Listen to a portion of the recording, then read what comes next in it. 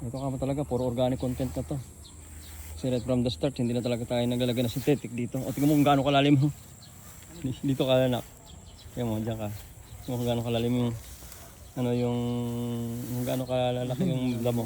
Yan. Ngayon, dalawang klase yan. Magtatanim ka halimbawa ng mais. Ang pinaka-the best dito na gawin is hintayin mo na medyo basa para i-rotivate mo siya.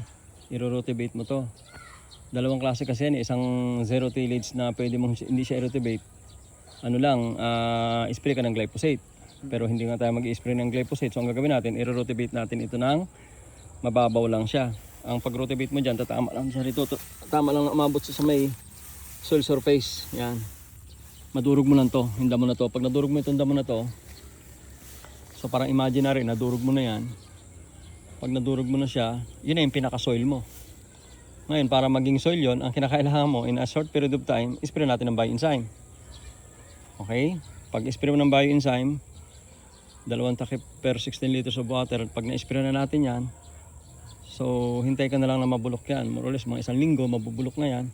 So pwede ka nang pwede na tayong magtudling na lang. So instead na i-rotivate mo pa ng pangalawa, pwedeng tudling na lang at doon na natin lalagyan ng organic fertilizer at doon mo lalagyan na ng seeds ng mais. Yun yung tinatawag natin na matipid, sustainable na sistema ng pagsasaka. So itong damo na to, hindi problema to. Itong damo na to actually is punong-puno ng nutrients na babalik sa lupa. Without grasses, wala itong mga damo na to, kulang doon sa tinatawag na amendments yung yung lupa.